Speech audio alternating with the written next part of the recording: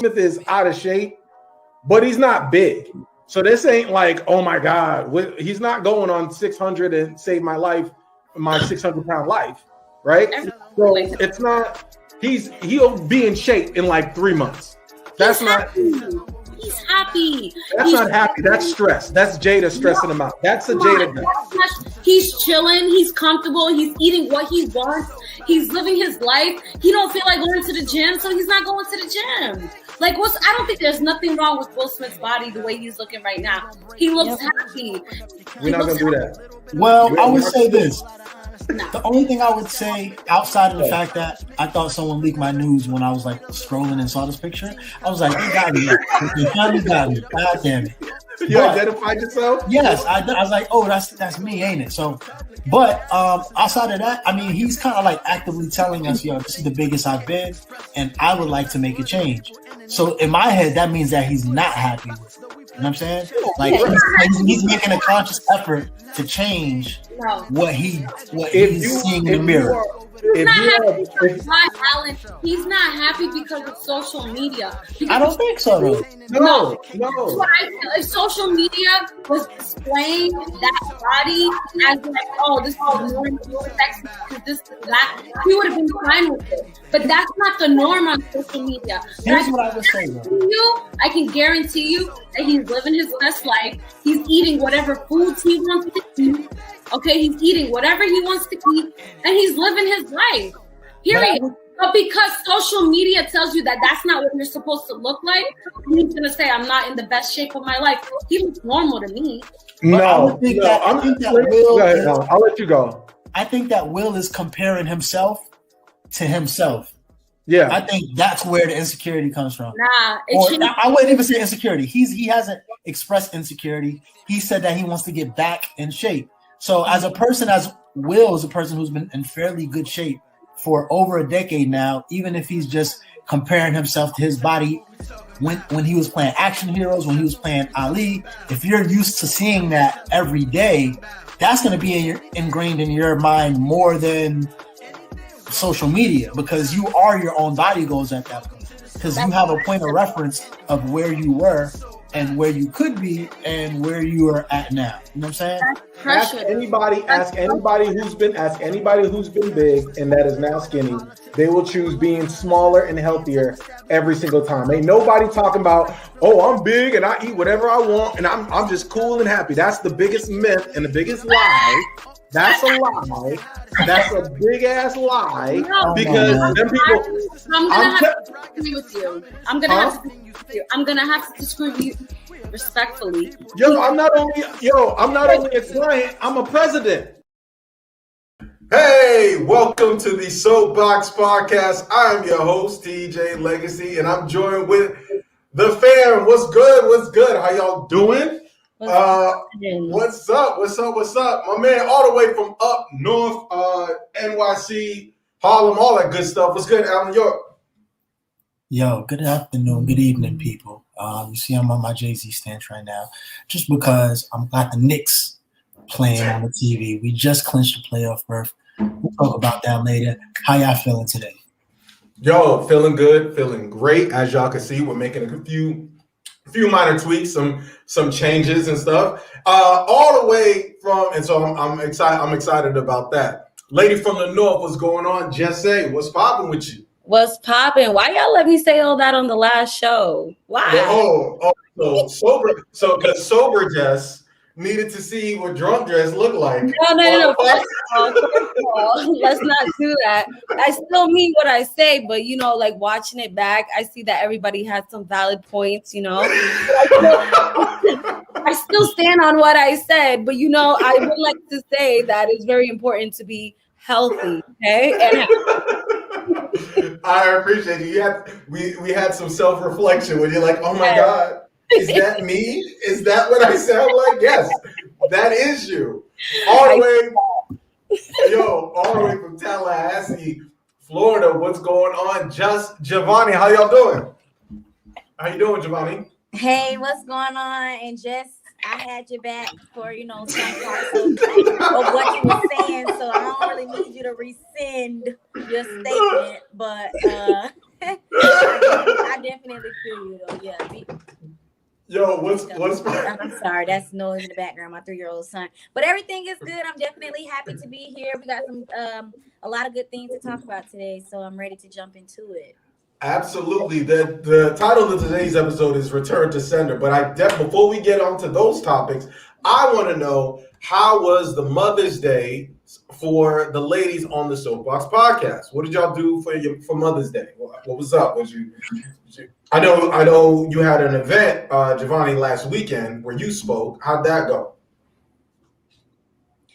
It went well, and it was actually the day right before Mother's Day, so it it just gave me the opportunity to use that day as like a Mother's Day, because I was speaking to all women, all mothers. Well, I'm not sure if everybody in there was a mother, but that's what it was supposed to be for. Yes. And so I was able to just use that platform to pour into other people and also pour into myself. We had unlimited mimosas, brunch, so we had a real good time. Twerk contest toward the end. Hey, what happened? Hey, Full down south vibes that day, and so how does that happen? I enjoyed myself. And then on Sunday we did like seafood. What was that, TJ? No, I was saying, how does that happen? You start talking about empowerment, and then all of a sudden everybody was just like, "Get on up and shake that booty, get on up," and just start twerking. That's right. That's right, because that's women empowerment. Why should we feel ashamed because we know how to twerk? Right. Or dance. Right. It's a room full of women, and what happened was the host was raffling a ticket, and so she was like, "I need an idea, like who's gonna win this last gift card?" And then everybody, black women, we was just like a twerk contest. That's lit. Have to be given. That's juvenile violence. Hey, I want everybody to know, politically, I am pro twerker. I am not an anti-twerker, so I'm good. I'm good with all that you said. Good to know. What about you, Jesse? I got to sleep. I got to rest. Honestly, let me tell you, to be a mom and being able to sleep, that's top tier. And I was going to say something to add to that, and I just completely lost my train of thought. But yes, I got to sleep. And, I actually have a question, right? So for Mother's Day, not hypothetically, but just a general question. For Mother's Day, are mothers supposed to be with their kids, or do they get to have like a day off? Because, I was thinking that I was going to get like a little day off, but I was still with my kids. Nobody. It's up to the mom, I would think. Come get them. Let me tell you something. My mom is living her best life. She ain't worried about me or my kids. Yeah. I think that's at the request of the mother specifically. You got to put that in the advice box, suggestion box for next year. I actually don't know. Be with the kids. I don't know. I think you're supposed to be catered to. So if catering to you means I don't want to see your face, then I guess that's what it is. So I think it's dealer's choice. I think Mother's Day we should get like a spa day or something. Hey, I definitely support it. So Jesse, let's hit him with what's popping. What's popping, Jesse? What is popping? Let me tell you, Florida, y'all just different out there. I don't know if it's the heat. I don't know what it is, but y'all just really, really different.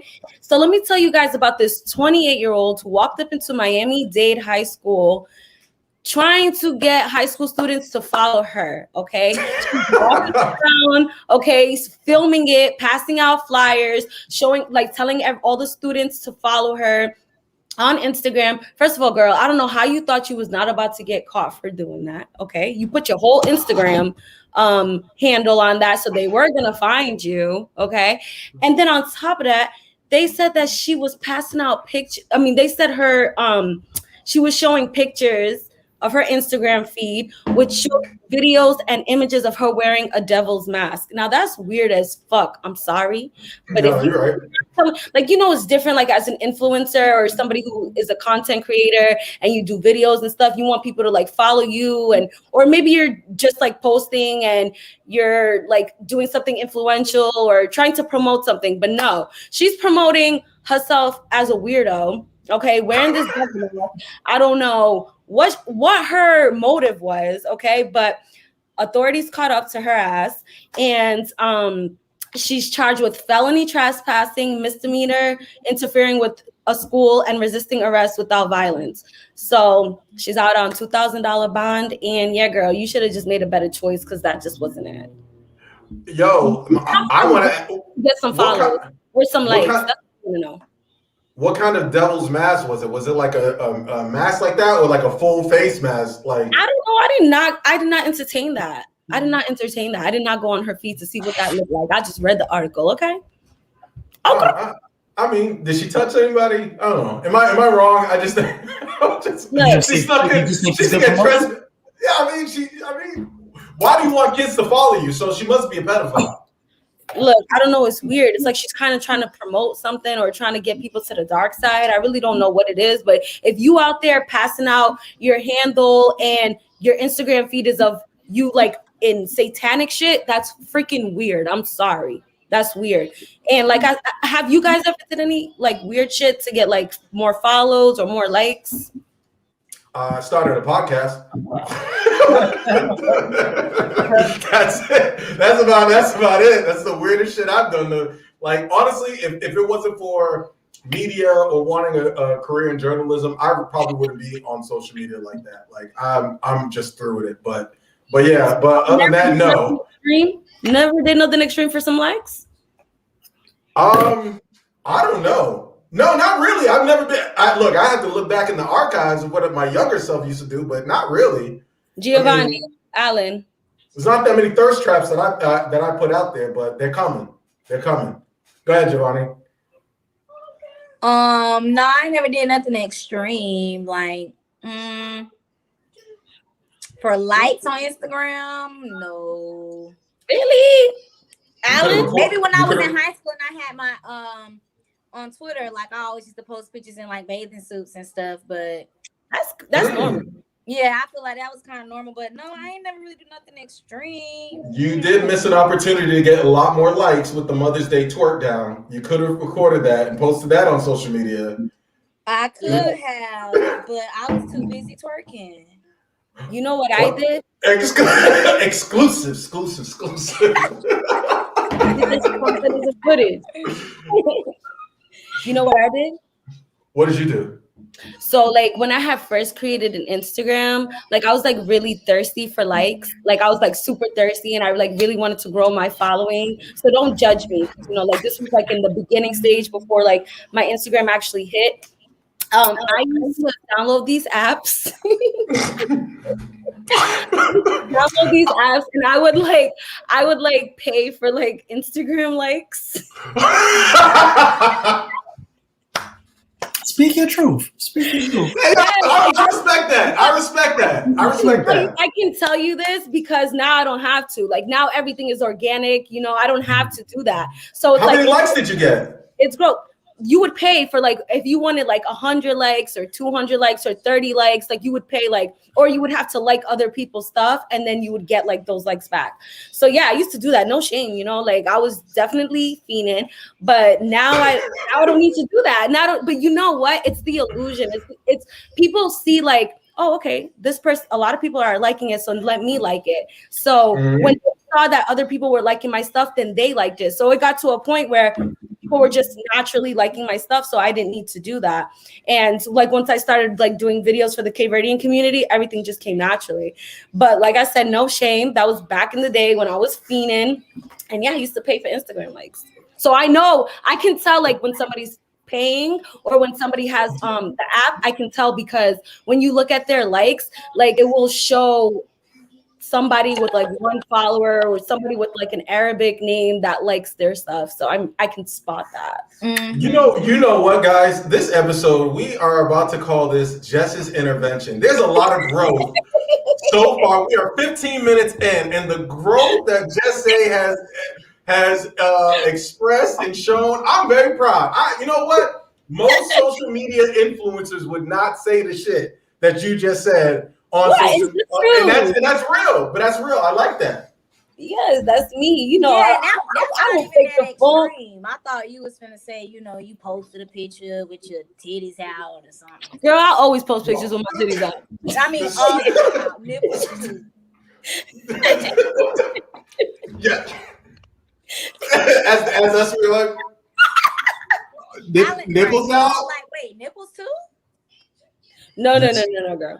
No. You know, just cleavage. Won't get me in the Soapboxx HR office. You're fine. It's a question that everybody wants to know. Jess, where are the nipple pictures on your gram? Like, we want to know. Jess, Giovanni is an investigative journalist and a reporter. She wants the truth. That's not happening. Right. And these clothing lines probably be paying for likes too. Yo, that's You'll be real. surprised how many people actually do it. You'll be surprised. I would not actually at this point. Yeah, I'm not even gonna lie. When we're doing marketing, it's tough to grow a brand, but I've definitely thought about it. I got that itch, but we were like, we're gonna just do everything organically. Hey, let's move on. Let's hit celebrity selfie, y'all.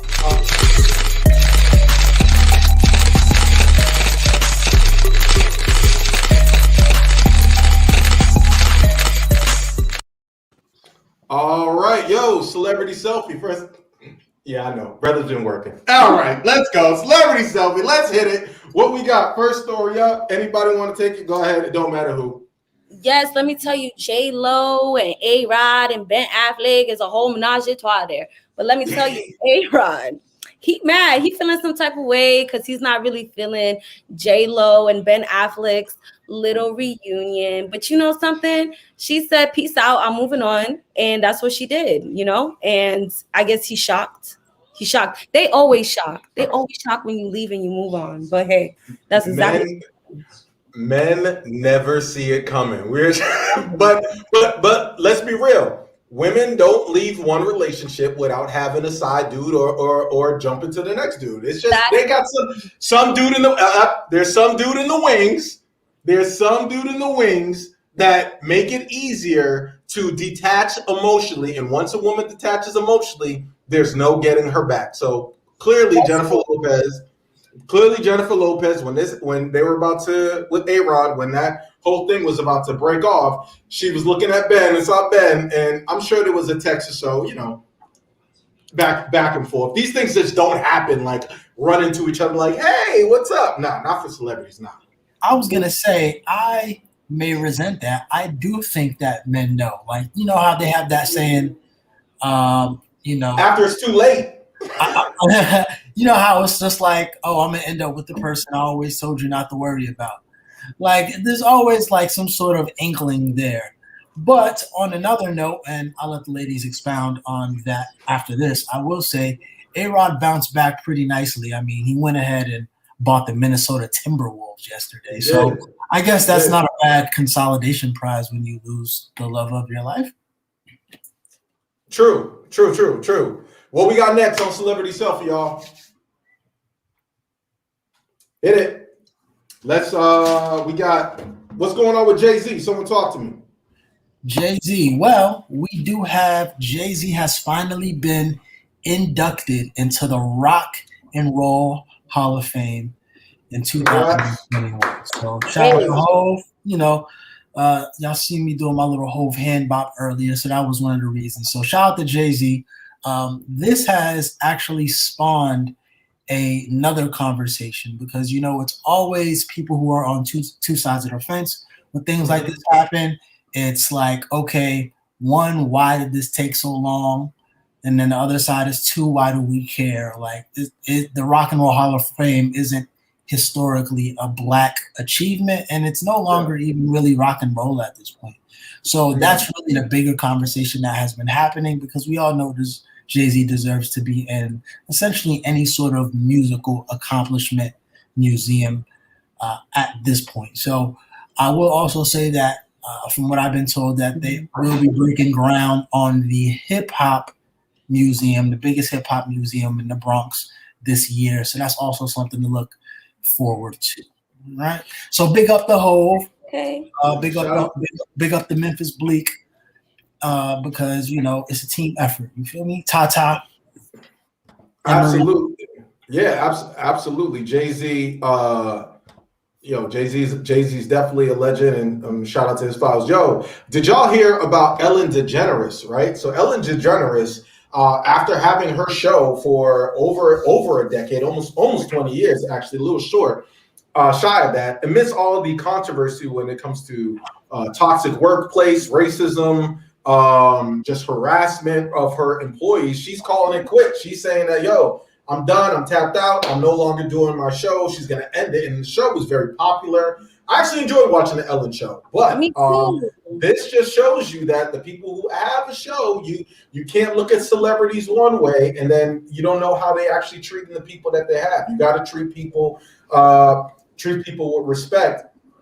And so Ellen is going to end her show. Rumor has it that the network is looking for Tiffany Haddish to replace Ellen and have that spot, which Tiffany Haddish has actually been filling in for Ellen while Ellen has been taking a leave of absence. So I think this would be big for Tiffany Haddish. Tiffany Haddish is definitely an acquired taste when it comes to consumerism of her movies and her shtick and her comedy. But we can't negate the fact that this will be huge for Black women to be on daytime TV. I'm not sure, because I think this will be the same slot that Oprah used to have. So if Tiffany Haddish can rock it out to bring a bigger platform to Black female comedians, I'm all for it. What do y'all think? I think that would be dope. Like, I would hit her up, be like, girl, can I come on a show with you? Tiffany. Look at you see, this is why Ellen treats her employees this way, right? You see what I'm saying? She tried to jump ship the minute she saw, and this just proves my point about Ben Affleck and think women never break up clean. They always try to find something else to do in order to go jump up. Let's get to the next. I'm so sick of Jess today. I'm so sick. Another story I want to get y'all thoughts on this. This is a big one. Drake must be stopped, ladies and gentlemen. Drake must be stopped. So apparently Drake got into some controversy as he is being accused of of having Naomi, I think her name is Naomi Sharon, who is a singer, an independent artist. She's actually called off her engagement because Drake flew her out, and her and a fiance out for her to work on his album. Only thing is, the fiance was actually flown back and she stayed. And then afterwards, the fiance went on social media and was like, trust was broken after 8 years. I can't believe this. And so the rumor has it that Drake struck again and had some, there was a little infidelity there. And that's the reason why she called off the engagement. So my question to the ladies or anybody, is there any celebrity worth ending your relationship on? I wouldn't necessarily say like it's worth ending my relationship, but like we could be friends. Like, what's wrong with being friends? Like, my man, he's gonna understand, because he's gonna be like, that's Drake. Like, that's Drake. But why does the husband have to assume that something was going down between them? Oh, I'm glad you said that, because I have video evidence as to his justification as to why he thinks that Drake did something with his girl. Let's see it. Oh, okay then. She got the clappers.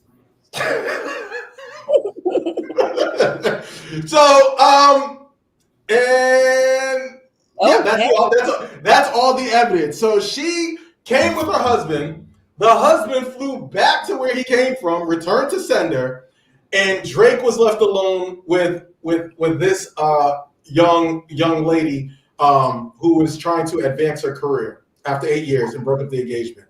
Alan, would you be okay with your significant other being in that predicament? And what predicament? If they are two musicians in the studio, of course. You know what I'm saying? He got sent back home because he can't hit a note. What are you here for, fam? Listen. Get back on Air OVO and go back where you came from. Listen. Ellen was onto something. This is why she's frustrated, because when people on her staff are not telling the truth, hell no. I came with you. We leaving together. It's a package deal. Business hours are between 9 and 5. And if there's any other sort of arrangement, we in this together. No, I'm not stupid. Okay. What if he had a job? Like, she's a musician. What does he do? He probably had to go home. We're not going to blame the victim. He had his heart broken because he said a world star broke up his engagement. First of all, I will say this. He shouldn't have been in the plane that Drake was trying to lure his girl to the studio. He shouldn't have been on there stunting on somebody else's dime. He was over there drinking champagne, all happy, he. And then Drake was like, oh yeah, well we gonna do our thing, and then you go ahead and you go back, and she'll come back with you. So now that she put the work in, wink, wink, wink, allegedly. Now there's no engagement, and so we will look to see if there's even a song that comes out of this. I just don't think that it counts the cost. Giovanni, you're the voice of reason. Would you do something like that? Would you think it was appropriate for you to tell your husband to go ahead and then you stay with Drake and do some overnight business? What was the overnight business?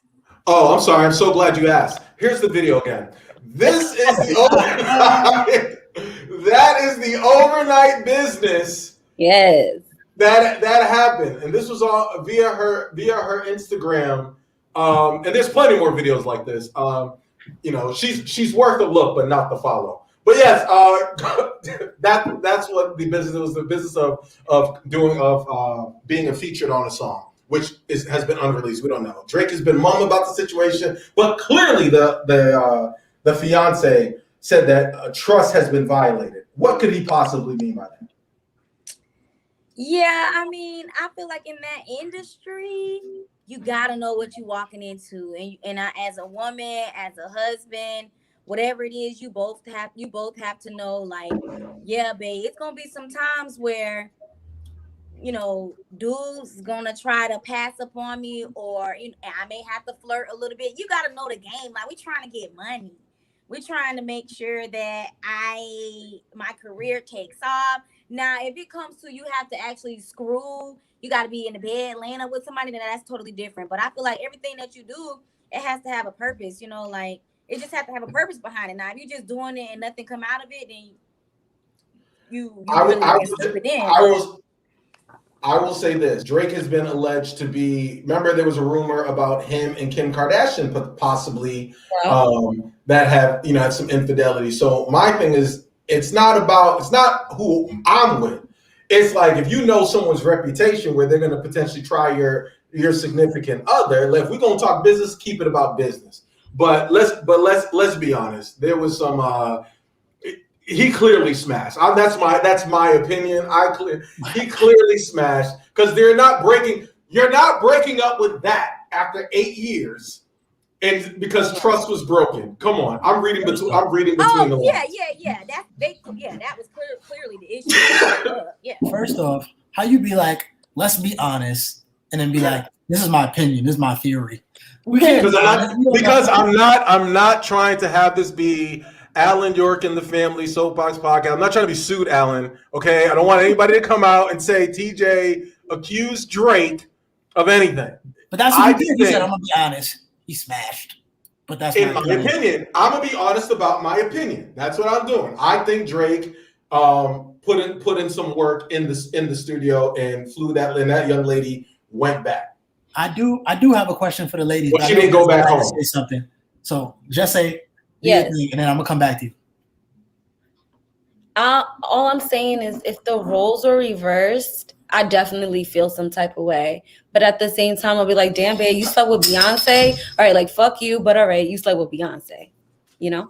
So that was going to be my next question. Ladies, there we go. Who is your hall pass man?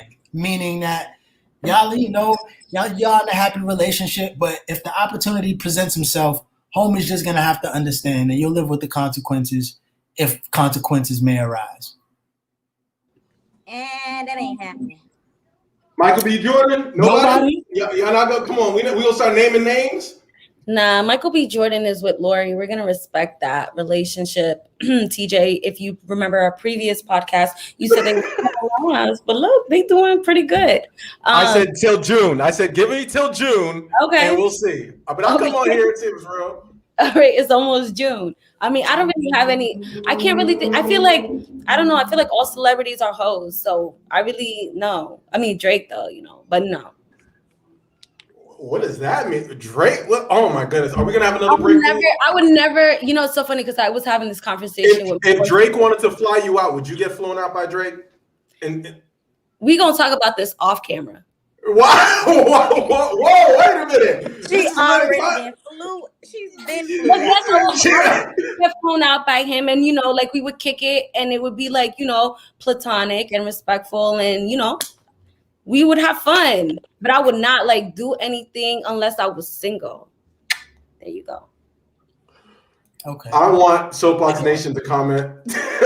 Oh yeah, Bill Gates. If Bill Gates wants to fly you, good job. Bad Tie saying Bill Gates wants to fly you out. Are you getting flown out, doing something strange for some change?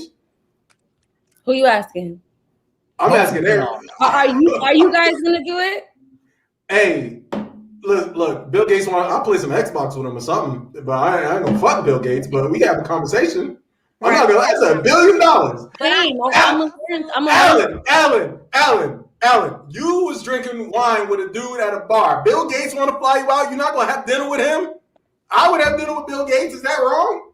No. Me and my black brother was bonding at a bar I was already at and had wine because we were both drinking wine. Me and Bill Gates can drink wine and have some dinner.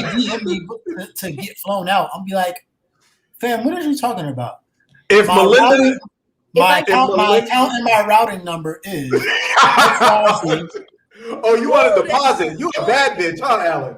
Alan a bad bitch. You want a deposit first. Oh my gosh. I'm gonna be like, why are you talking to me? And my account number is XYZ because you know he may be the one to try to put the microchip in you for real. The market. True, you're right. You know what I'm saying? Forget the vaccine. What about Melinda? I already slid in Melinda Gates' DMs. Was like, hey cutie, what's up? You up, big head? How you doing? Hey, is his ex-wife or whatever that he just got divorced with? Yeah. She got a strong face. Hey, but she got a strong account. If I get to go home with $1 million, trust me, my man go understand. Ooh. That's all. See, there we go. That's what. Okay. That's so honestly another breakthrough. Another breakthrough. That's exactly what I was saying. Like it makes sense. Okay, so Giovanni, you said that you was like, nah, it's no hall pass.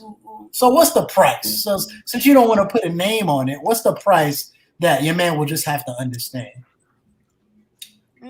I think $1 million is good. Okay. For sure.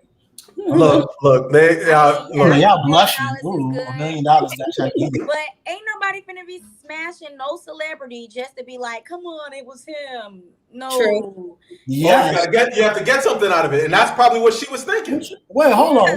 Wait. There's a whole culture of women who do that. I'm sure, of course. I'm saying in this circumstance, what we're saying, we will tell our significant other as if this was okay to do. So you keep it a secret. Nobody ain't saying, yeah, this is okay to do, and it was a lame. But what if he was like, nah, I'm not cool with that shit? I mean, then it's over. I'm gonna keep my milli. Period. Oh shit! Damn! Y'all heard it here first. Y'all heard it here first. Exclusive. We need to get that drop. Exclusive. I'm just saying, if at that point, what else can you do? It's over. Right. I also would like to say that if they was engaged for 8 years, he might have been looking for her out. He wasn't gonna marry that girl. Do I have to play the video again, or are you crazy? Like, no. What does that mean? Or maybe she wasn't ready to marry him. Exactly. Either way, it was on the other side of the. Hey, it was on the other side of the slope.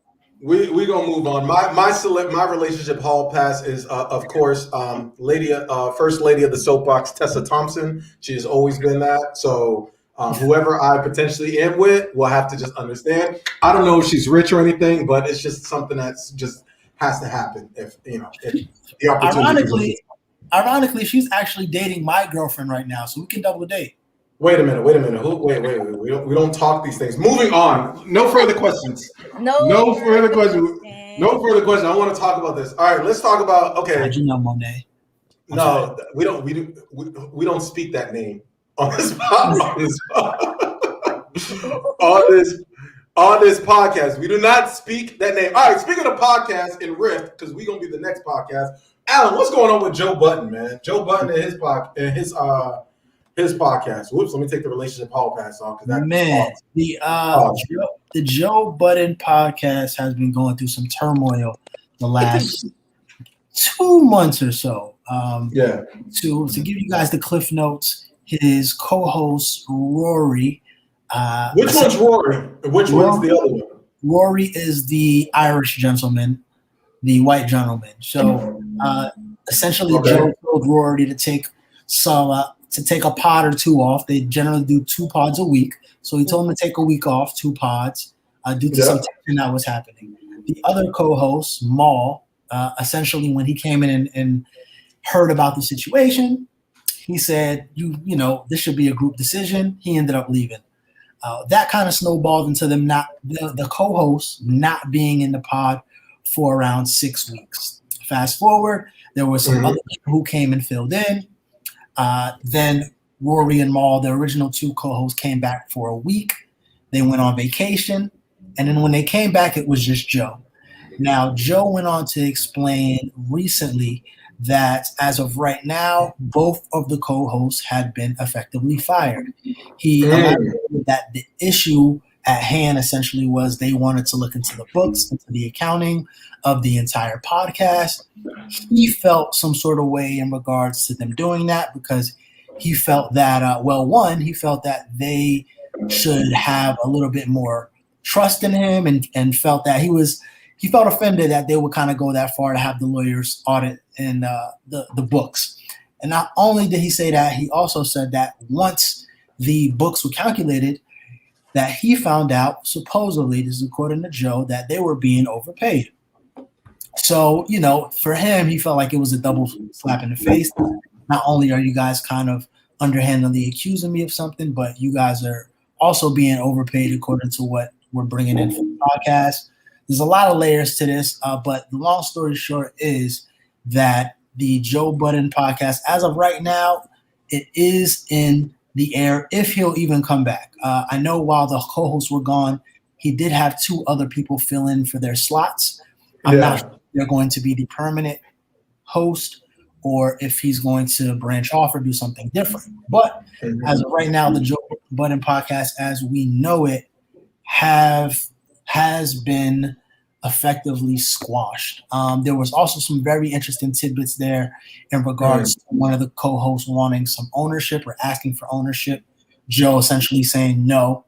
And that also caused a little bit of a rift. So it's a lot of things when doing business with friends. And, when you don't address certain things head on, these things tend to happen, unfortunately. But, we wish the best for everybody involved. Yeah. It seems like Mal and Rory have a lot of supporters who will want to follow them if they were to branch off and do something else. So.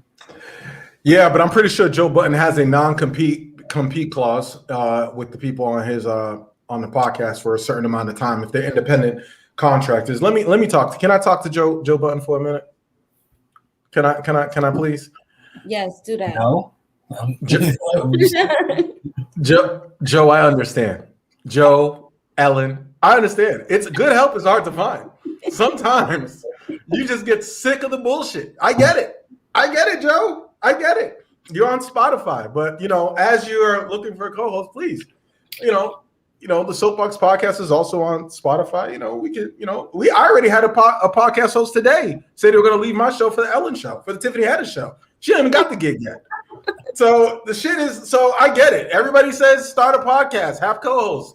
It's very difficult, man. This ain't for the weak at heart, but hopefully they figure it out. The average podcast, in all seriousness, the average podcast lasts about 4 to 6 months. It's very difficult to stay together as a group. Even us, we've had some defections and some disagreements with some folks that went down the Willy Wonka chute. But hey, it happens. You just got to keep it moving and make sure that everybody's on the same page and communicate. So I don't know. Anybody else have any thoughts on that? And that's for not just Joe Budden, but for any podcast that's out there, anybody that's listening to us that may think that they want to start a podcast. Yeah, I mean, like I said, it's really like a ton of layers when we peel back what he was saying and what they were looking for. He did kind of feel like, well, it feels like, and a lot of people feel like that they may not have been as big of a part of the success than they may think themselves. And a lot of people do feel as if like they lost their leverage when they left for like a month, because when the new co-host came, the show didn't miss a beat. The show was actually better, a lot of people felt like. So, when you take that chance and remove yourself, and if you're gonna leave somebody or something to sink or swim, when it swims, you may not be in the captain's deck anymore. So, such is life. Yeah, absolutely. Any parting thoughts on podcasts and how to stick together, ladies? Do y'all have any thoughts? It ain't easy.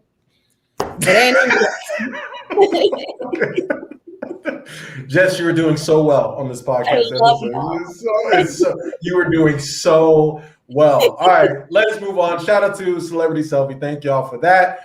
All right, so let's move on to other news. Giovanni, what's going on with Representative Clayburn? Well, I mean, just in general, since the whole George Floyd incident where we saw a man pleading for his life on national TV, I mean, I like to refer it to literally feeling like we was in back in the day looking at a slavery movie or some type of Rodney King or just something like that. I feel like that was our experience in 2020. So since then, there's been this national conversation or this national outcry for change when it comes to police use of force and police reform training. There are a lot of separate bills across the state, but we do have federal legislation that's trying to take place right now that's trying to make a lot of different changes for police, including their use of force, when to use it, how to use it, banning chokeholds, creating a national database for police complaints, because as we know, Derek Chauvin had a whole bunch of complaints that went unnoticed. So now they're trying to have this national registry for multiple people to see. It'll be public records, and also it'll be able to be obtained for the police unit who picks them up. So sheriffs, who pick up people, and they're just like, okay, well, show me, have you ever been in any trouble? Now it's going to be like, okay, we got proof. Here it is. Here's this national registry. Every time something happened, it's going on paper, and you possibly may not be getting a job anymore because people are pretty fed up. But House Majority Whip Jim Clyburn said in a conversation with CNN, they were talking about the bill that they're trying to pass right now. It's the George Floyd Justice and Policing Act. And a part of that bill, like I was just describing, it has all those different changes.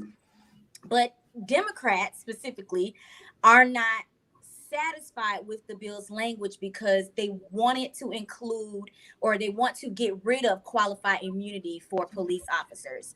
And Clyburn, he is at the point now where he's like, hey, we got to get this stuff passed or we're not going to have any change. And so he made a comment on CNN just pretty much talking about specifically, do we have the clip or should I just say it? No, you got it. Say it. Go ahead. Okay, so Clyburn, he said, if you don't get qualified immunity now, then we'll come back and try and get it later. Because I don't want to see us throw out a good bill because we can't get a perfect bill. And so, I mean, now it's just a conversation, especially hearing it from a Black leader. It's just like people are wondering, does that mean you're settling again? What does this mean? Because we're trying to fight up against what we've been trying to fight for so long. And so it kind of just takes us back as to, are we going to continue to allow Republican legislation have the upper hand, because everything that they want in the bill usually passes.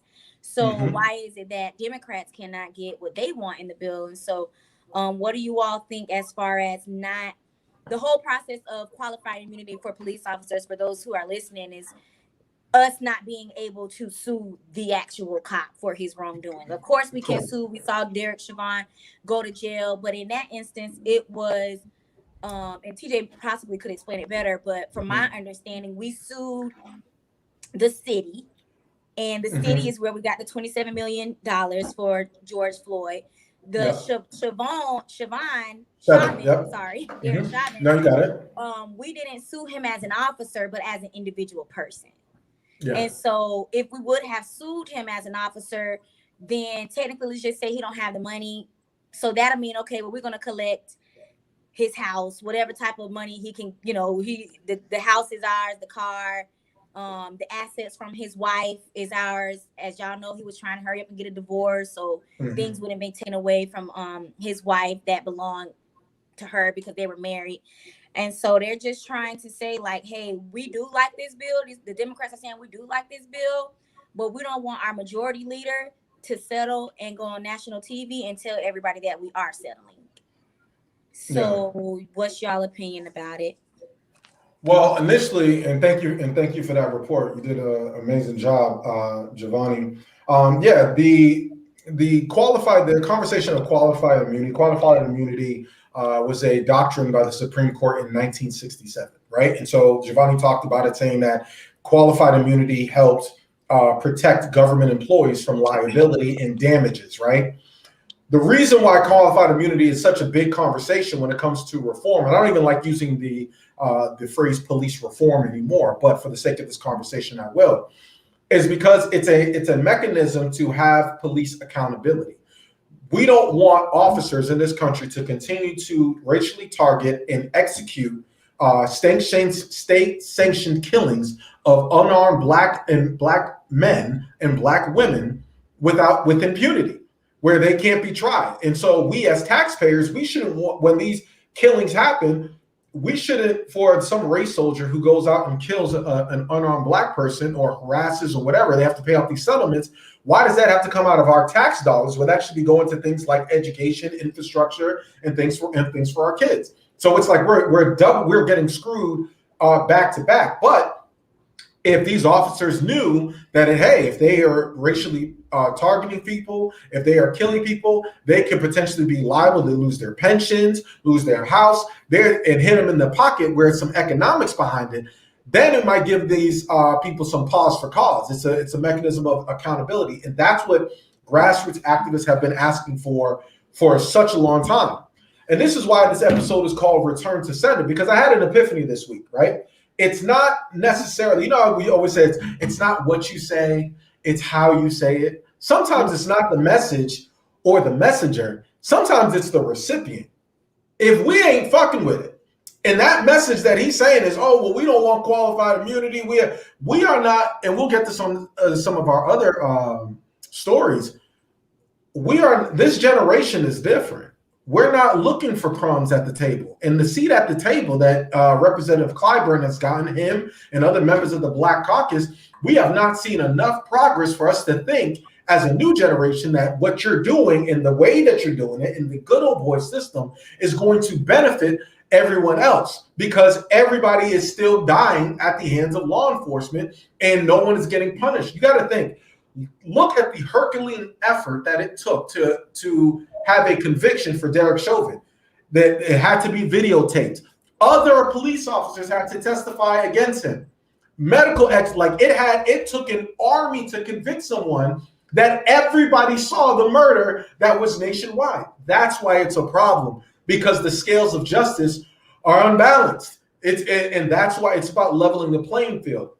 So rumor has it, just to give some context, Representative Clayburn was the one who came out during the primary of the presidential election and came out in full support of Joe Biden for president, which gave him South Carolina and ultimately gave him the win for the Democratic nominee for president.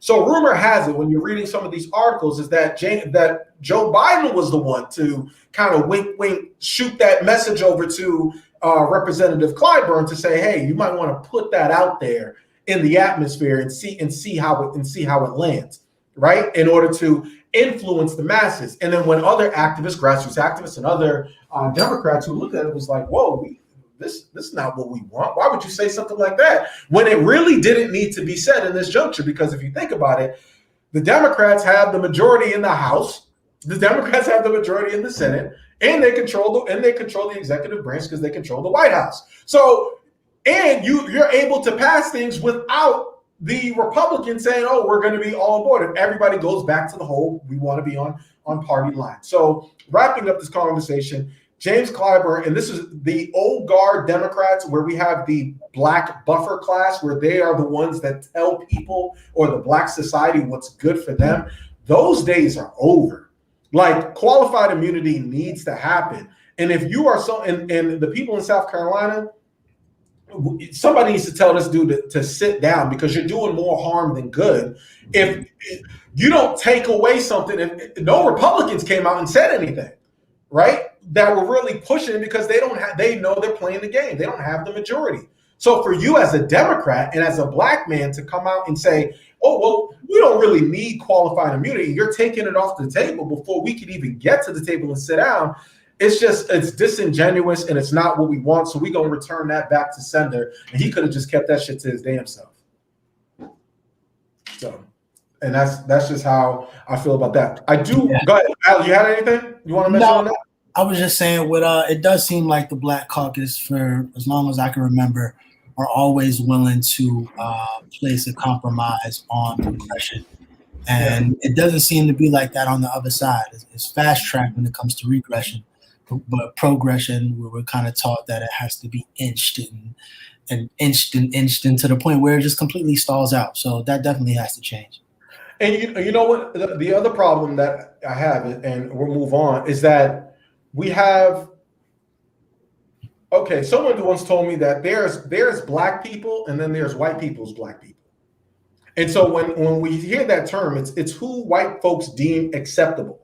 And I'm transitioning into the conversation because recently Tamika Mallory, who is an activist who's nationally known, she's put in some work, and I will say she's done some great work, especially with Breonna Taylor. She's led protests. She's done some great work. But recently, and as far as the grassroots level, she has taken some criticism from some grassroots activists or people in independent black media, because she's been afforded a lot of commercialized opportunities where people kind of raise their eyebrows. She's on the Grammy Awards. She's in the Cadillac commercial. So anytime things like that happen, people raise their eyebrows. But she was on the Breakfast Club, and she did have Angela Yee did talk to her about that criticism. And I did take exception with something that she had said, and I wanted to respond.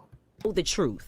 And most of the people that I work with every day, they know as well. It's all distraction tactics. Like there is an actual attempt to distract and destroy the Black Lives Matter movement. I'm not talking about the organization. I know them very well. Love Sister Patrice, love them all. But I am not a part of Black Lives Matter, the organization. My organization is called Until Freedom. However, we get grouped in together, and people don't care what organization you're with. They're trying to destroy the entire movement. And unfortunately, they use people who look like us to be able to do it. This is not new. This whole COINTELPRO, the tactics that have now changed, or not changed, but transformed to or evolved into trolling online, right? Because there was no online before. Before, it was people showing up at the protests, becoming a part of your organization. They still do that, of course, like the Black Panthers, and they come and infiltrate from the inside and destroy what is being built. And now what they're doing is trolling online so that they can discredit you and have people, when they hit your profile, they hit your page, the comments are crazy. Oh, she's a fraud. She's this, she's that. I just leave the shit on there and be like, y'all just keep talking. Like, I don't delete comments. I don't do any of that because I know that the work that we're doing is shining through. All right, so that was Tamika Mallory on her criticism that she's received for getting opportunities. And my response to that is this. As an activist, our job is service, right? We are serving a community. We are serving, and we are there serving the people who really have been faced with injustice. That's all well and good. The problem is, and the reason why some of these blue check, we call them blue check activists, get a lot of criticism, is because we have to be concerned, because once you're grassroots and you're doing the work, your message is one way, right? And everybody can receive it. You're with your people. But then when you start getting the backing of people who are doing the oppression, corporate capitalism, some of these, the Democratic Party, if we're being honest, if you're getting backing and funding from some of these individuals, people are right to raise a red flag and say, wait a minute, okay, because you're not only will your message change, but your intentions are changed. Why are you doing this? Why are you pushing certain narratives out there that aren't about Black liberation? Why are you making moves where parents who have their children have been the victims of police violence are coming out and they're criticizing you for making the movement about you and your individual brand? So when I came up as an activist, it's about movement. It's about the movement first. You can have your individual brand, and you don't have to be broke to be an activist, right? But when it's time to put in work, you don't want to be. This is not NASCAR where you have a whole bunch of sponsors all over you just for Black liberation. And so that's where the criticism, and it's not COINTELPRO, because the Black Panthers had a different agenda, and in today's society, what would happen is they're not going to go. The government's not going to try to infiltrate Black Lives Matter, because a lot of these white liberal organizations and corporate organizations fund Black Lives Matter movement. So there's a difference between an activist who's Black and the Black Lives Matter organization, where there's a clear distinction. But they're not going to infiltrate something that's not going to harm the infrastructure. So anytime an activist who's on a national scale gets criticism, I don't like the conversation where, oh, everybody's just trolling and everybody's just hating on you. No. There's valid criticism if you're trying to talk about police justice and Breonna Taylor and those things, and then you out there doing commercials under the false pretenses of the actual of capitalistic gain. So that's why people have criticism. So you just got to be mindful of that. Nobody has to be broken. She has a book coming out. More power to her. That's great. I think that's great that she's accomplishing things.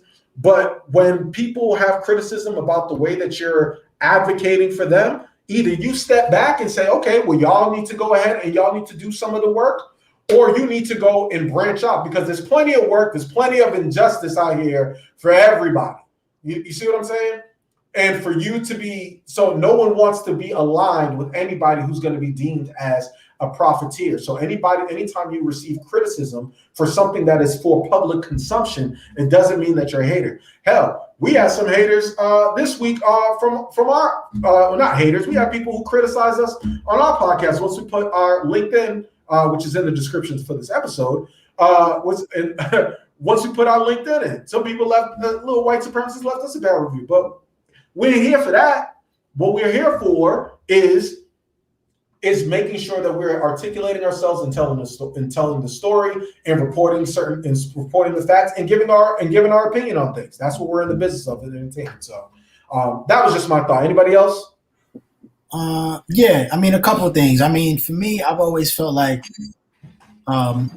visibility itself is probably visibility itself probably does more harm than good.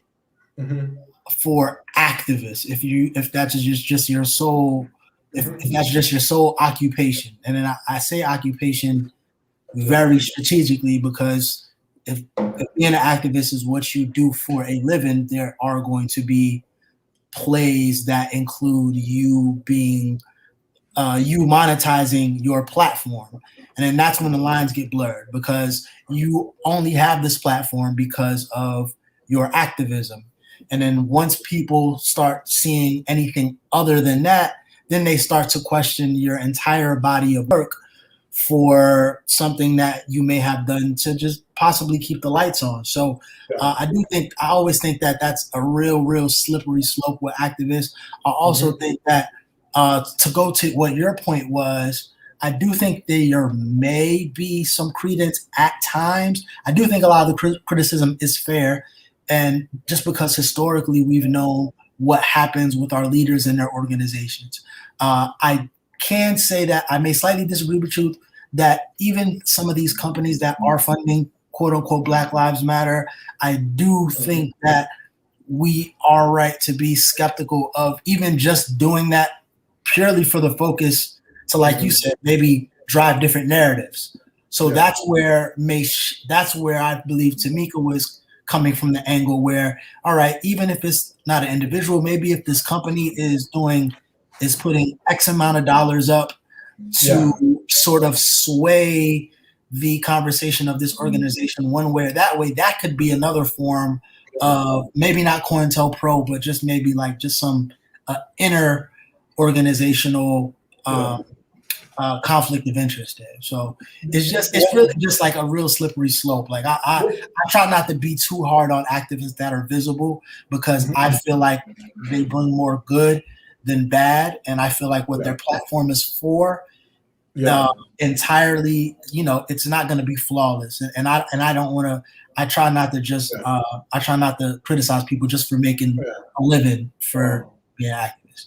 Well, one thing I will say is that the name of the game is divide and conquer. When they see a movement or they see a group of people, specifically Black people, that's what COINTELPRO was about. It was like, hey, how do we divide and conquer? How do we split them up? We got to look at even with the dynamics of the Black family, right? That's the whole reason why we have systemic efforts to dismantle the Black family so that we are stronger together. It's the same thing when you're talking about the movement. So what tends to happen, I'll just speak from my expertise and what I know.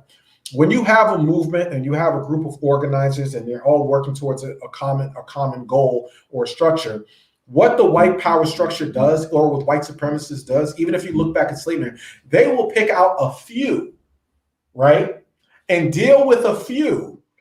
And then say, oh, well, you know what? Alan, you're not like Giovanni and Jesse and TJ.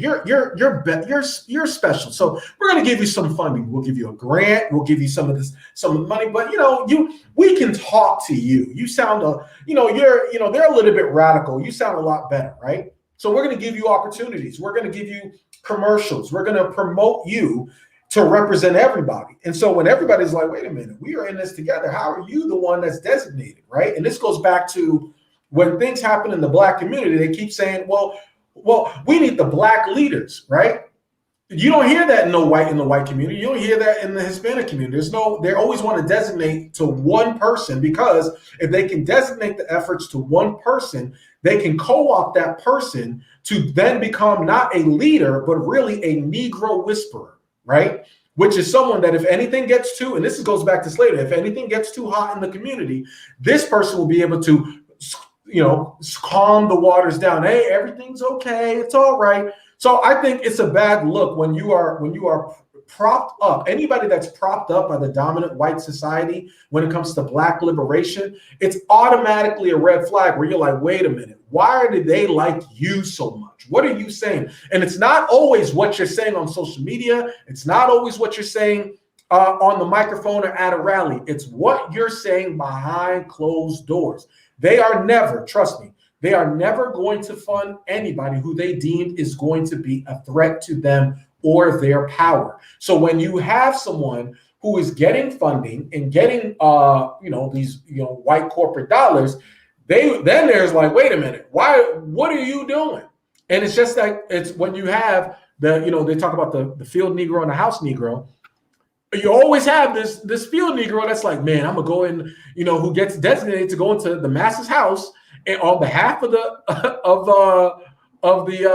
field of the slaves, and all of a sudden he goes up in there. They get him some nice clothes, they get him a nice butter biscuit, they get him a nice warm bed, and then he comes back to the slaves with some crumbs on his lip, talking about what he can't do for the slaves that he said he was gonna do. And so that's why people are kind of out on her. They criticize her, but some justify it. And yeah, there's also people who, no matter what you do in that space, no matter what you do, people are not going to be happy. That's why you don't do this work for people specifically. You do the work because it's right. You do it because you're standing on truth and justice. And you're looking at somebody who's done activism well over a decade, right? And I haven't asked anybody for funding. Actually, everything has been out of pocket. I'm not a rich guy, and especially then, there's times where I was homeless and I was still doing activism. I had no car, walking and organizing, community organizing, because that was a passion. I still was able to be effective and get it done. And they're not going to, but you don't get awards. You don't get awards, and you don't get propped up for talking about police accountability and stuff. So when we know that, activists know that. So when you get propped up, then we're like, oh, wait a minute, something ain't right here. And that's just what it is. So now you got a book. Now you're on a Cadillac commercial when you have a crown on your head. So it's not the message that you're saying, right? And it's not even the messenger. It's just that the people that you're trying to advocate for, we can't receive it. So we're saying, okay, whatever you're trying to give us, return that shit back to sender. And that's what we're talking about here on this episode. All right, moving on. We are going to sounds about white. Did y'all realize? Okay, if somebody calls you the N-word, if someone calls you a nigga, are you able to nuck if you buck? Let's talk about it. Sounds about right. Yo, I'm about to have a panic attack. Because education in this country is about white is right, brown's all right, black. This is our country.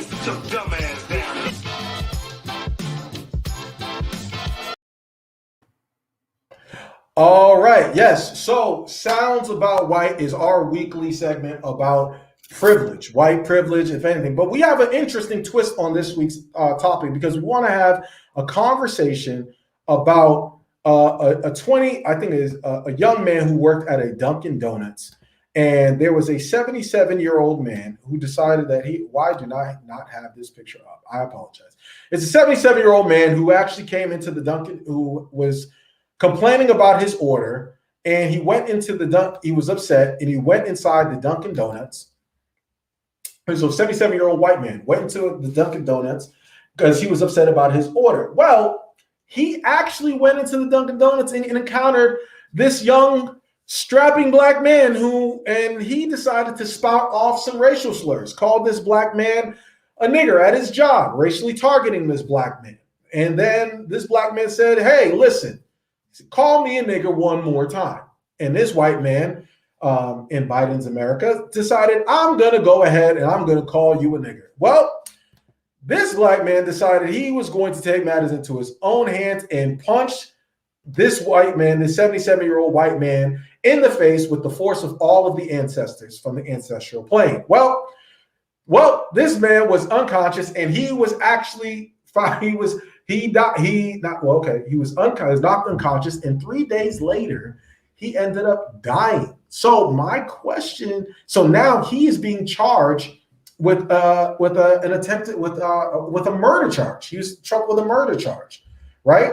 And so I want to know, first and foremost, before I get to my conversation, if someone comes on your job and calls you the N-word and calls you a nigger, we're uncensored, so I'm saying, and calls you a nigger, how do you respond? For any of our listeners, how would you respond? Let's go to the ladies first. Giovanni, just say, how would you respond? I don't know. That's difficult. Like my job that I work at now, I have a lot of consumers who are older, and a lot of them are always, not all of them, but most of the time, a lot of them are always requesting like white women, or like they won't say like white. They won't say white. They'll say someone without an accent, or just I can't even like explain it, but like they'll outright, and anybody who works like in, little covert buzzwords. Yes, and they'll say it like, I don't want a black person, like, I don't want a black person, but part of my job that I have to take, like, what do I do? Like I have to do my job, like, what am I gonna say? But if somebody were to call me that and we were on the phone, I don't know, I'd probably just hang up the phone on them. I honestly don't know how I would personally respond to that. I know when I lived in New York, I actually got into an argument with another coworker, and she had called me a bitch, and like we was arguing and we almost got into a fight, and there was customers right there, and they ended up transferring me to a different location because I was using foul language. So I don't know. So you was really going in. What was you saying, Jess? It's like, bitch. Look, I don't know. When I'm mad and I argue, I black out. So I don't even know what I say. I just say whatever I say. So I honestly, I don't know. I don't know what I would do. I feel like it depends on the situation. It depends on the day. It depends on a lot of different factors. So I personally can't tell you what I would say personally or what I would do, but I would do something. I just don't know what. It have to be in the moment in order to tell you. I agree. It will have to be depending on the moment, because if it's just at the wrong moment, of course anybody's gonna choke you out. But you said choke you out? Yeah, I mean, I'm saying you're gonna choke that person. Like that's gonna be your first reaction, especially if they're close to you. Let's say they're a couple of feet away. That's different, because now you have to walk towards them, and then they're going to use the stand your ground law against you. But if it's close proximity and the person, may like jump at you and say it like nigger, and they right there close enough for you to just reach and grab them by the neck. I'm just Jamani, you so southern. I'm really playing it out, because I'm just thinking like that hasn't happened to me. Not that I know of. And so, well, if it did happen to me, I'm pretty sure I would remember. But I'm just saying, I don't know, somebody may have said it under their breath or whatever. But that's a difficult situation. I think that the boy was just like, you're not about to try me. Like in the streets, at my job, old, young, none of that. And he just met the right person at the right time. I don't think they should be charged. You say he found the right. Basically, he found the right nigga. He found the right one. Yeah, and you know what? I've never, and it's like white people need to realize you've never encountered an obedient nigga. If you got to use the N-word, he's pretty much not obedient. So you probably in this generation and during this time, we are not our ancestors. So that message of racism is not going to be received. 77-year-old man, he probably thought he just came from the sock hop. He thought it was a movie in Back to the Future, and got his little ass licked. And now he over there meeting. I wouldn't say the angels. You got to deal with the devil below, because you ain't getting to heaven with that racism in your damn heart. What do you say, Alan? Because I got a story. Go ahead. You're muted. You're muted. Yeah, I had to clear the mucus. First off, I would like to say our ancestors was whooping ass too. So if you would have tried that 50 years, 60 years in the wrong place, we were still whooping ass. Yeah, except we died behind it. Two, shit. We done lost one. We done gave some out too. You feel me? But first off, if you see a brother in his late 20s working at Dunkin Donuts, he got some shit going on in life, right? So first off, shout out to all of the service workers. You got to know who to try. You got to know who not to try. As a person who has worked retail before, I know that one little thing could take you over the edge. And definitely calling me an N-word is one of those things that I couldn't necessarily be liable for after those words slip out of your lips. So, on a service level, I'm like, damn, 77 years old, like, how fragile, he's probably mad fragile. Well, he hit his head on the concrete from the impact of being knocked the fuck out.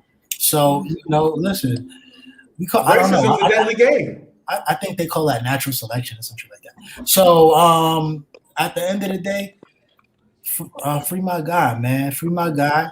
I don't have any empathy for someone who's probably racist for 77 years. Like, you're going on a whole century of racism, bro.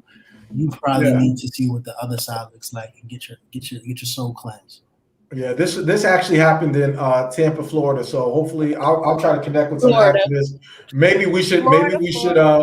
Yeah, you're right. Maybe we can get his link to get the brother a honey bun or something.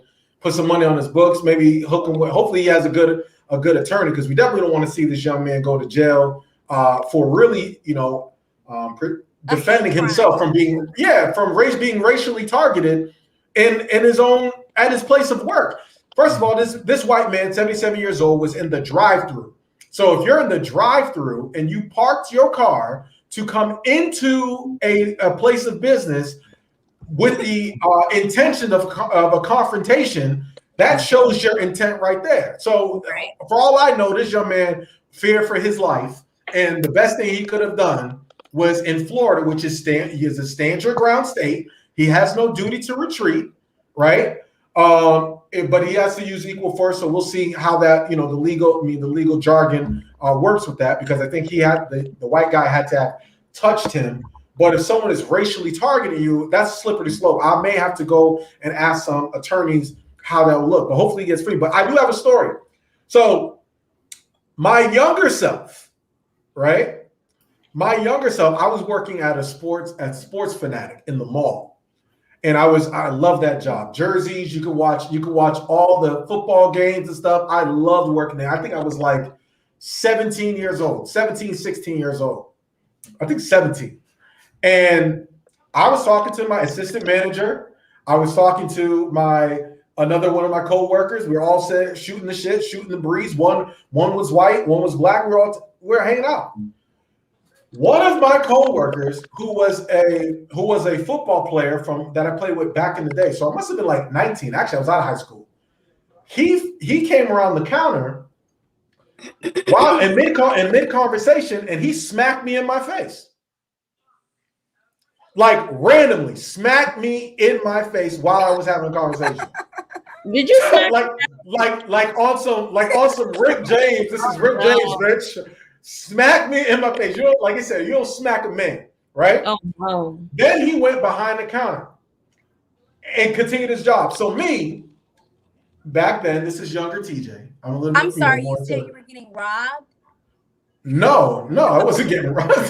No, I said this is younger TJ. Sound like robbery. So younger TJ went to this. Like, I looked at the assistant manager, was like, "Yo, you gonna do something?" I said, "This is on." First of all, context. This is on Christmas Eve. The store is full of folks. So I'm asking this dude. I'm like, "Yo, are you gonna do something? I was like, you gonna send him home?" Because I'm like, "Yo, Chris, my little Christmas hustle job." Like, all right. They were like, "Nah, we gotta wait for the general manager to come in later." Blah blah blah. I was like, "All right, bet." I said, "Excuse me, Miss Becky and Miss Karen," right in the line. I spit in this motherfucker's face right in that wall. And he was like, "Dude, what are you doing? What the hell?" I was like, "Yo, don't you ever put your motherfucking hands on me." And I dragged this motherfucker over the counter, and I began to minister to him and travail, and we began the praying, right? We began the praying. Who's we? Me and that guy. We began to praying after I blessed him with my hands. We began to praying in the store. Long story short, I ended up getting fired. And they ended up firing him because then they were going to keep me, but they said it was seasonal. But that was a younger me, right? Older me, years later, right? I was at a job and I challenged my boss, and this was my last time I was in really white corporate America. This white dude, I challenged, was like, "Yo, I see what you're doing, and you're kind of trying to get rid of all the black people, blah, blah, blah, blah, blah." It was just me and him in the office. And he said, and he got under his breath, "I'm not going to let some nigger talk to me this way." That's what he said. And I was like, what?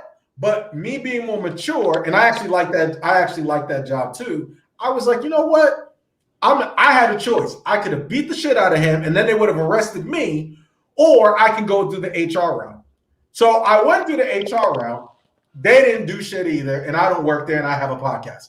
So my moral of the story is like, look, you can't predict how somebody is going to deal with it, because in both situations, although I felt gratified for beating the shit out of the hillbilly boy that tried to smack me in my face. Well, I didn't beat him up. We prayed and I blessed him with my hands because, you know, for legal purposes, he was blessed. I wish I had blessed my boss that same day. But then again, the end game would be, where would that leave me in the predicament? I would have a record and stuff. And these are the situations in the predicament in the structure of white supremacy that Black Americans have to face every fucking day, whether you're a Black woman or a Black man, especially in corporate America and in the workplace. So yeah, but I'm sorry. I would rather my police report to say headline reporter Giovanni Hampton goes to jail for whooping somebody ass after being called a nigger. Yeah, well, that was my last time at a structured corporate America. I was like, nah, I'm not. Yeah. I'm not built for that situation. Even though I know me, I most likely would walk away, but I wouldn't be able to sleep. Yeah. Right. But now I want the smoke. I would feel very sad. Yeah, but they know. But the thing is, what's so funny about it is because they initially charged him. They said that they said something about he had a deadly weapon. And so what I said on our Facebook page, in the comment section, shout out to those who follow us on our page, Soapboxx Facebook page, and all our social media platforms. He sat there and I said, they asked, well, what was his weapon? And I said his blackness, because inherently blackness is a weapon when you're dealing with the system of white supremacy in this white society. We're always deemed as a threat. Him just being a Black man is just him being a threat, whether he actually had a knife or a gun. Boy, the little white supremacist trolls were upset with us. When I say us, it's because I was the admin at the time. But yeah, so they came in droves on our page. So, you know, we had to block a couple people. They had their feelings that were hurt. It's all good. If y'all don't like that, we really about to amp it up now with some of this talk, because we're gonna have this Sounds About White segment pretty often recurring through our Soapboxx podcast. But yeah, I wanted to bring up my story in closing. I wanted to bring up that story because you are left with, you're damned if you do, damned if you don't. Like, I wish in all actuality, I could have beat both dudes up, or I could have walked. But I'm off of that walking away. I think racism is a deadly game, and if you decide that you want to walk up to a Black person and call them a nigger, you deserve everything that comes your way. You deserve everything. And so it's for us as Black people to have a culture or a code for us to protect people like this. Because if this is a white man who shot an unarmed person, guess what they would do? This dude would have a lawyer. He'd have a GoFundMe page. He'd have all these things in his name, and he'd be set. So we got to protect our own from being racially targeted. I really feel sorry for this brother, this young man.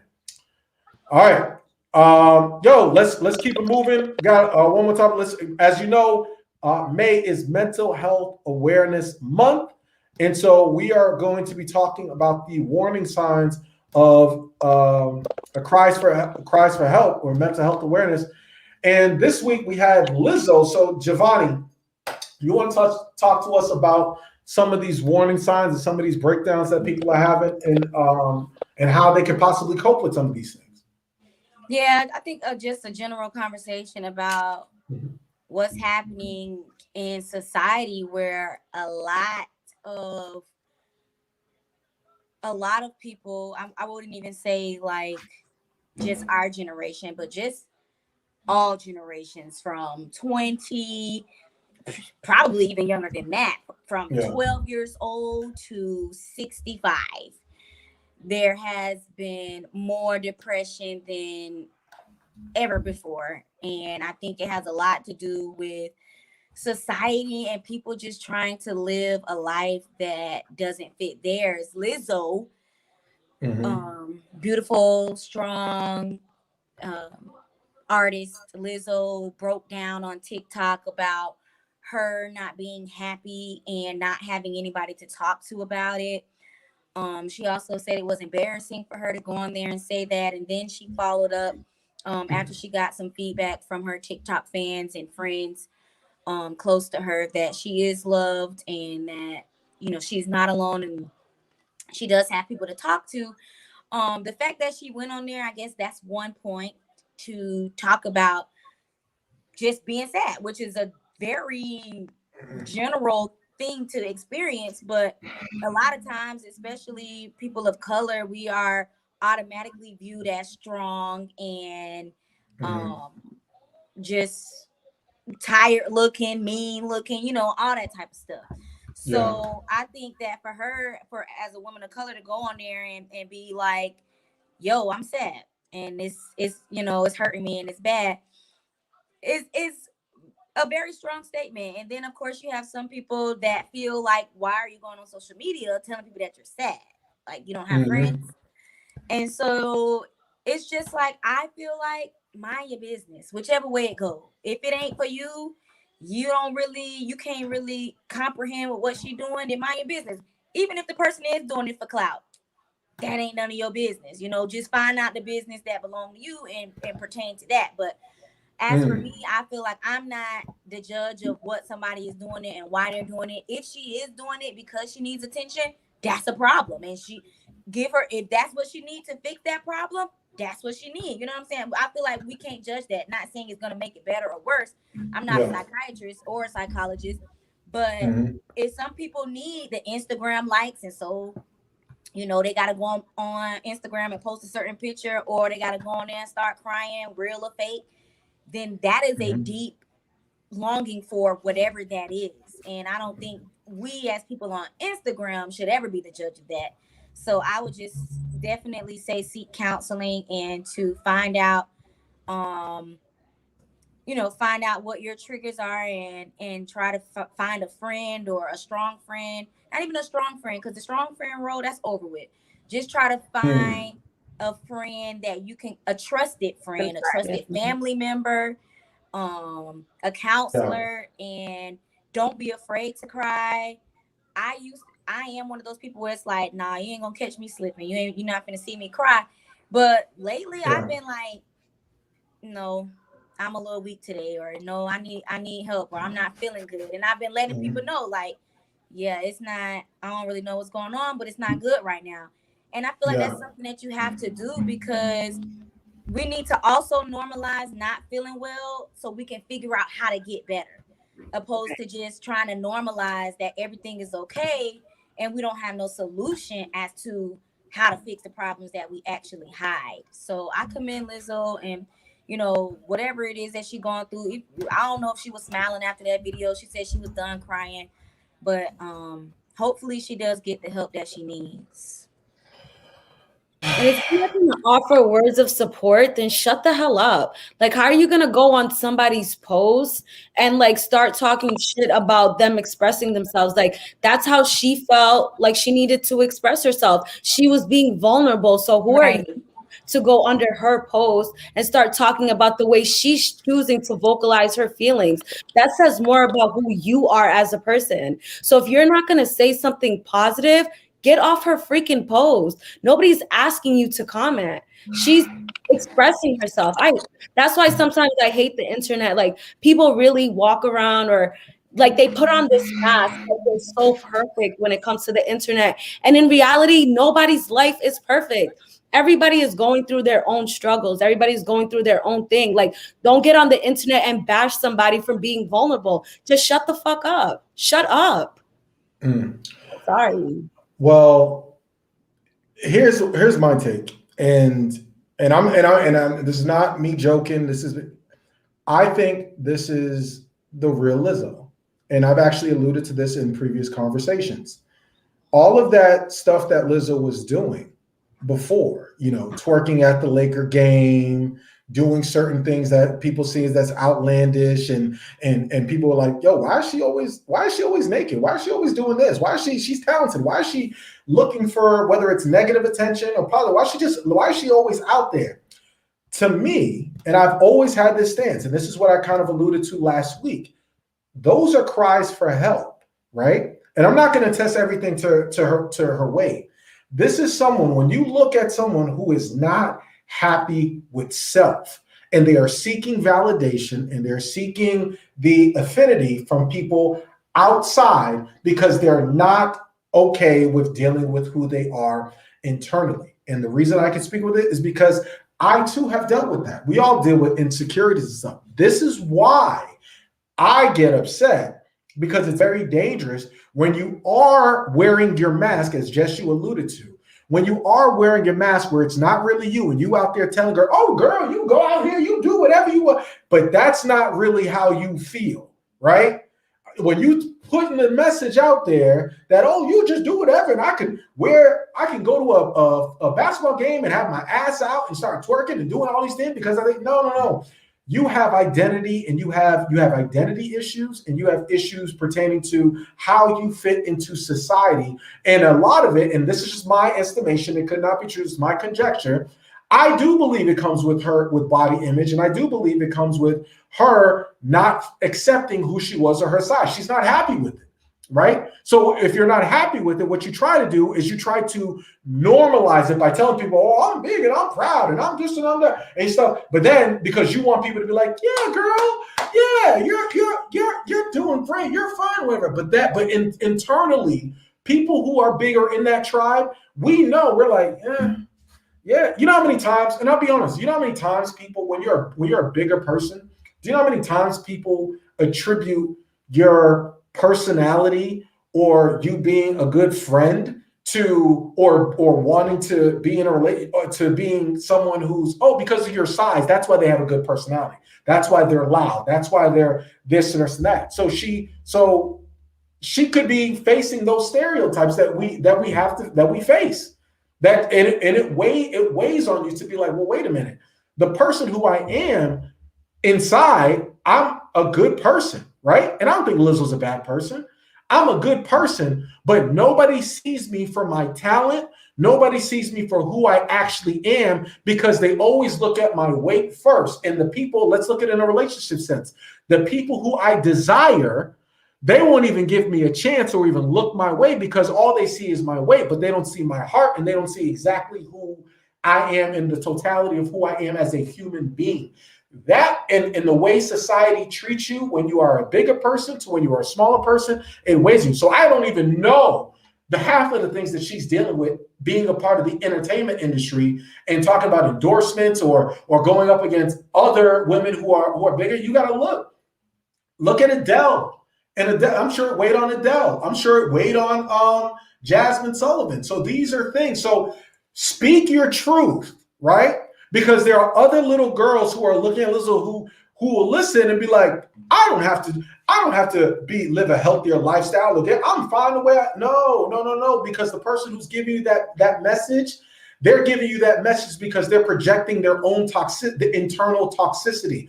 That's why it's dangerous. You see what I'm saying? So then you get on social media and you because it weighs it, you're letting your mask off. Now you're letting people see the real you but it's unhealthy what Lizzo's doing because, and I'll say this, because she's continuously seeking the validation from people to be like, to get her back to square one where she feels confident and powerful and supported. You don't need, there's a quote that says, if you master the enemy within, the outside world will do you no harm. And so it's when you're talking about mental health and you're dealing with trying to get yourself together and doing the work, the most difficult part of that shit is the reflection you see in the mirror. It is so fucking hard. It's not an easy thing. And I know there's other people that have other plights, whether it's depression, anorexia, bulimia, but it's tough and it's hard enough being Black. But being Black and being overweight, and then on top of that, being in the industry, and then being a woman, and then having social media where you're out there, and then people are saying things about you, it weighs on you. It's tough. But I will say this, the cries for help need to happen in the mirror, because really it's your relationship with God and yourself, because people don't care about the labor pains. They just care about the fucking baby, right? People don't really care about your process. So you need to go and do the work and go seek professional help. And I would implore anybody to do that. Go seek professional help to do the work internally, and then show everybody the best version of yourself. And I think that would be my unsolicited advice to Lizzo, because the road that she's going on is either she's going to do more things that are destructive behavior. And if you've seen this, I've seen plenty of things where she's been drinking and doing certain things and being out, like, it's destructive. It's you don't want to have those internal demons, because then you start getting into the conversation of suicide and conversation of depression. So you have to be brave and you have to do the work. And one of the toughest things in this world, one of the bravest things that you can do in this world, is be the best version of yourself. And I'm hoping that's what Lizzo gets out of this, and I'm hoping that she gets herself help. But anybody else who is dealing with something of a mental health issue, thank you, John, for that. Mental health hotline, call 1-800-273-TALK. That's 8255 to reach a 24-hour crisis center, or text MHA to 741-741. And we are on the Soapboxx Podcast. We are committed to mental health awareness, not just in the month of May, but throughout the duration of our podcast, which is forever. So with that being said, let's hit it. More of the story. Let's hit it with you, Alan. I'm going to start with you. What's your moral of the story? All right, peace, y'all. My moral of the story is just to kind of, I guess, bounce off what TJ was saying. Just make sure you're doing those self-assessments. Make sure you are doing the internal progress reports. Always make sure that you are, if not hitting the goals that you would like, at least putting a plan in place to reach your goals. Because at the end of the day, things like that is what keeps us going. So make sure you're doing those internal progress reports. Either get a vaccine or put your mask on too, and wash your hands, because y'all still nasty, and we still out here with the pandemic. Word. Jesse, what's your moral of the story? My moral of the story is to speak your truth, live your truth, be who you are. Fuck the internet. Fuck what anybody has to say about you. Just be 100% who you are, and that's it. Who cares what anybody says? Half of the time, people are just living in an imaginary world. Everybody is putting on a facade. So don't be afraid to be you, because there's nobody like you. Period. Word. And just to clarify, please don't fuck the internet from 8 o'clock to 10 o'clock on Thursdays. Please watch the Soapboxx Podcast on YouTube.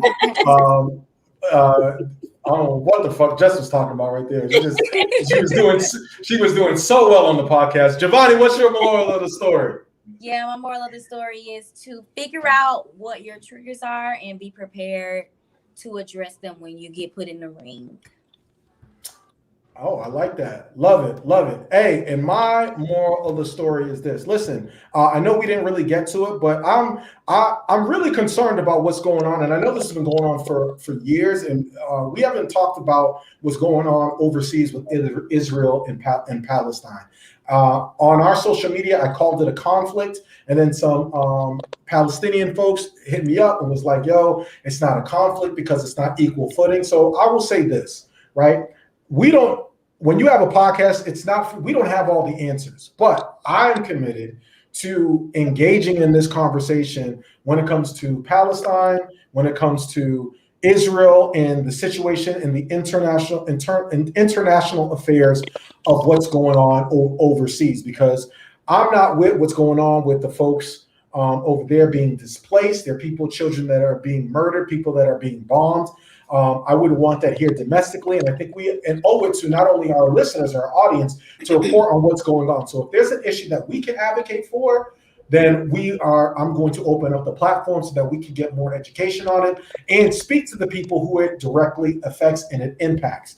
On a positive note, the moral of the story is, A, you are never too young or too old to live your most fabulous self. Listen, Felicia Rashad was just named the dean at Howard University for the Fine Arts Department. Felicia Rashad, who famously played Claire Huxtable on the Cosby Show.